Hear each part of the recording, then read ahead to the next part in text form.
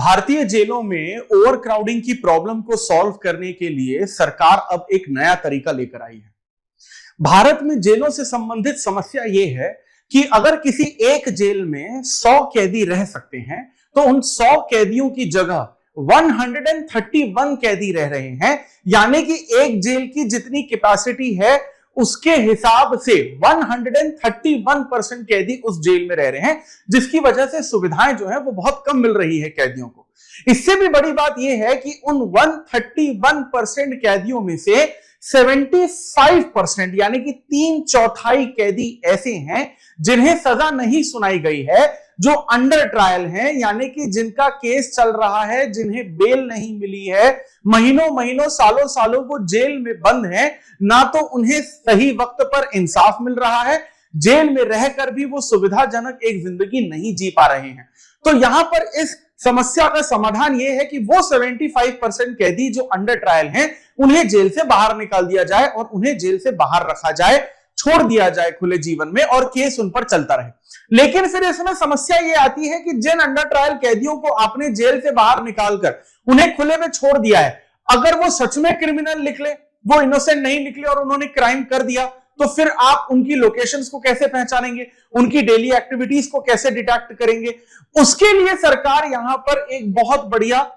एक ऑप्शन लेकर आई है जिसे हम लोग इलेक्ट्रॉनिक ट्रैकिंग सिस्टम कहते हैं, यानी कि उन अंडर ट्रायल कैदियों जिनको बाहर निकाला जाएगा उनके पैर पर, एंकल पर, जैसे कि आप यहां पर देख सकते हैं, एक डिवाइस लगाया जाएगा और वो जीपीएस से ट्रैक किया जाएगा कि ये जो पर्टिकुलर कैदी है ये कहां पर जा रहा है और क्या बेसिकली इसकी डेली एक्टिविटीज है। तो ये जो पूरा का पूरा सिनेरियो है, सरकार का जो नया फैसला है, इसी चीज पर आज के इस वीडियो में हम डिटेल में और आसान भाषा में चीजों को समझने की कोशिश करेंगे। Welcome to Chahal academy, this is Anubhav दीपानी।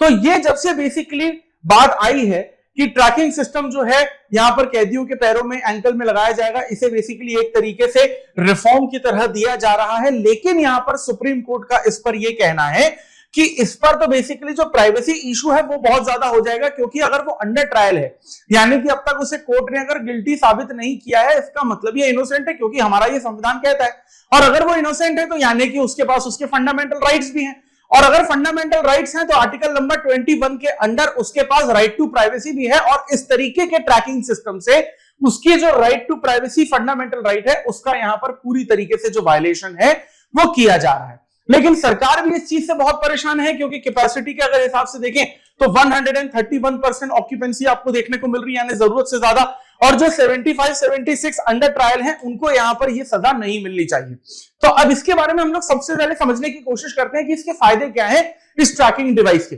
देखिए, सबसे पहली बात तो यह है कि सरकार के यहां पर बहुत ज्यादा पैसे बचेंगे, क्योंकि जब आप किसी बेसिकली कैदी को जेल में रखते हो तो एक साल में उसके ऊपर करीबन 1 लाख रुपए खर्च होते हैं। अंडर ट्रायल प्रिजनर्स की हम लोग बात करें, उड़ीसा का एग्जांपल हमारे सामने है। लेकिन अगर आप ये इलेक्ट्रॉनिक डिवाइस वाला सिस्टम का इस्तेमाल करते हैं तो आपको एनुअली सिर्फ 10 से 15 हजार रुपए ही बेसिकली यहां पर उसको खर्च करने पड़ते हैं, यानी कि जो पैसा है वो तो बचेगा, जेल में सुविधाएं जो है वो कैदियों को थोड़ी सी यहां पर ज्यादा मिल पाएगी। प्लस जो ओवर क्राउडिंग की सबसे बड़ी प्रॉब्लम है, यानी कि बेसिकली हाई रिस्क ऑफेंडर्स को एक साथ रखना, तो हो सकता है कि आपस में लड़ भिड़े और क्राइम किसी तरीके का बढ़ जाए, इस प्रॉब्लम को यहां पर बेसिकली सॉल्व किया जा सकता है। अब अगर जेल में कैदी कम रहेंगे तो जो रिसोर्सेज डिस्ट्रीब्यूट किए जाते हैं जेल के अंदर जो कैदियों के लिए ही होते हैं, वो कम से कम रिसोर्सेज को सही तरीके से डिस्ट्रीब्यूट किया जा पाएगा, और जो कैदी जेल में है उनकी भी मॉनिटरिंग सही तरीके से हो पाएगी। और जिन अंडर ट्रायल प्रिजनर्स को जेल से बाहर निकाल दिया गया है, वो जो बेसिकली डिवाइस है उससे भी हम लोग ये देखते हैं कि जो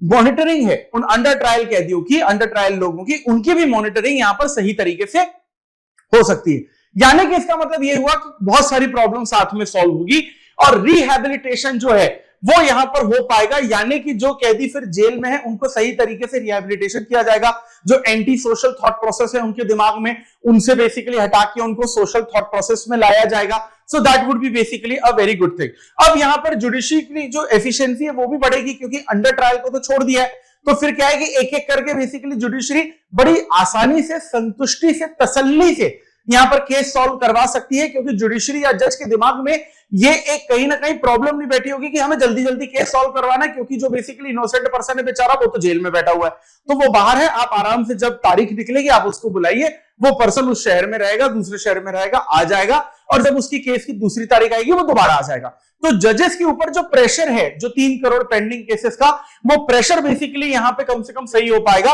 प्लस जेल में सिक्योरिटी जो है वो बेसिकली और ज्यादा बढ़ा सकते हैं, क्योंकि 131% लोगों को संभालना बहुत टफ होता है, लेकिन अगर आप उसमें से 75% अगर पूरी तरीके से हटा देते हो तो मुश्किल से आपके पास 65 या 70% कैदी जो है वो बचेंगे, तो उनकी जो सिक्योरिटी है उनका भी आसानी से ख्याल रखा जा सकता है। अब यहां पर देखिए कि यूएस ने भी इस तरीके के काम किए, लेकिन यूएस से हमको कुछ ना कुछ बेसिकली लेसन्स सीखने को मिलते ही हैं। सबसे पहली बात तो ये है कि यहां पर बेसिकली क्या है कि फिजिकल कंट्रोल जो है वो आप कैदियों पे नहीं रख सकते, क्योंकि अगर आप सच में किसी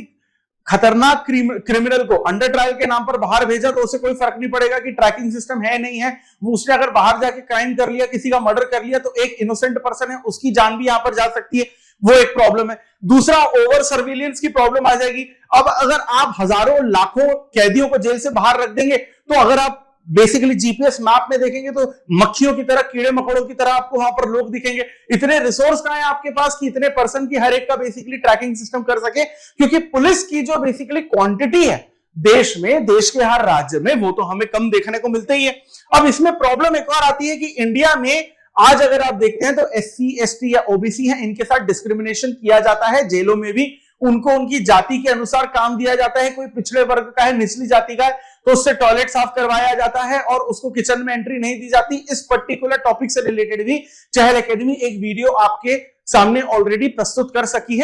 चुकी है, आप जाकर वो वीडियो देख सकते हैं। तो हो सकता है ये ट्रैकिंग सिस्टम से ये जो डिस्क्रिमिनेशन है वो बेसिकली बढ़ जाए। प्लस एक तरीके से आप फाइनेंशियल बर्डन कम तो कर रहे हैं, क्योंकि आप कैदियों को बाहर निकाल रहे हैं, लेकिन उन पर निगरानी रखने के लिए फिर जिन लोगों को आप हायर करेंगे उनका जो इकोनॉमिक बर्डन है वो बेसिकली यहां पर बढ़ जाएगा। अब जो कैदी बाहर है और जो बेसिकली क्या है कि जीपीएस के अंडर है, ट्रैकिंग सिस्टम के अंडर, एक साइकोलॉजिकल प्रॉब्लम भी डेवलप होती है। उनमें बेसिकली क्या है कि स्टिग्मा, सोशल आइसोलेशन, एंजाइटी, ये सारी चीजें आ जाएगी। वो मेंटली अनस्टेबल रहेंगे। जब भी देखो उनके दिमाग में रहेगा कि भाई मैं यहां जाऊंगा तो पुलिस को पता चलेगा, मैं किसी पुराने दोस्त से मिलने जाऊंगा तो मेरा पुराना दोस्त है वो भी पुलिस के रडार में आ जाएगा। यानी अपने फैमिली, नेबर्स, फ्रेंड्स, रिलेशनशिप जितने भी उसके हैं वो सारे के सारे उसको कहीं ना कहीं आइसोलेट करने पड़ेंगे। और सीधे सीधे इससे क्या है कि इनइक्वालिटी जो है वो हमें देखने को मिलेगी। और जो लोगों को पता रहेगा कि भाई इसके पैर में तो ट्रैकिंग सिस्टम लगा है तो इससे तो भैया हमें दूर ही रहना है, तो यानी कि एक सोशल लेवल पर डिस्क्रिमिनेशन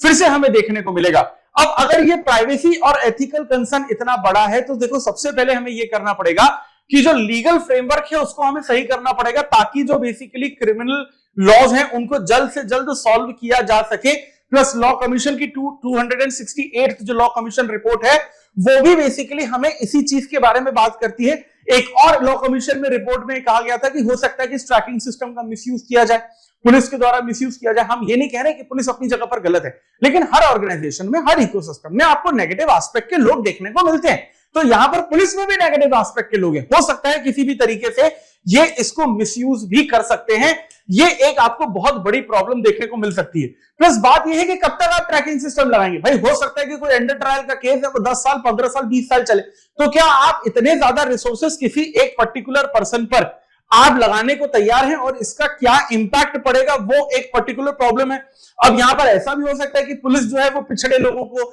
निचली जनजाति को या फिर ट्राइबल्स को, क्योंकि कई बार क्या है कि बॉर्न क्रिमिनल्स का भी नाम ट्राइबल्स को दे दिया जाता है, ऐसा ना हो कि ये उन्हीं पर बेसिकली ज्यादा फोकस कर रहे हैं तो डिस्क्रिमिनेशन जो है वो बहुत ज्यादा बढ़ जा रहा है। प्लस इसको सॉल्व करना है तो आपको अवेयरनेस और ट्रांसपेरेंसी जो है वो लानी पड़ेगी। यानी कैदियों को आपको ये बताना पड़ेगा कि भैया हम आपको सजा देने के लिए, आप पे नजर रखने के लिए नहीं कर रहे हैं, हम ये देख रहे हैं कि जेल से आपको बाहर निकाला गया तो आप सुधरे हैं या नहीं, या फिर आपको और ज्यादा रिहेबिलिटेशन की जरूरत है। तो सरकार का जो ये फैसला है कि ट्रैकिंग सिस्टम लगाना चाहिए अंडर ट्रायल के यहां पर प्रिजनर्स पर जो जेल के बाहर निकलेंगे, तो आप इसके फेवर में हैं या आप इसके अगेंस्ट में हैं। फेवर में है तो प्लीज इसके पॉजिटिव पॉइंट बताइए, और अगर अगेंस्ट में है तो इसके कंसिक्वेंसेस कमेंट सेक्शन पर जरूर बताइए, हमें आपके जवाबों का इंतजार रहेगा। और इसी पर्टिकुलर टॉपिक से रिलेटेड एक क्वेश्चन आपके सामने है जिसमें पूछा जा रहा है, electronic tracking of under trial is proposed as cost effective solution to prison overcrowding, discuss its benefits and challenges, particularly regarding privacy, human rights and social inequality, suggest measures to address privacy and ethical concern। इसका जवाब देने की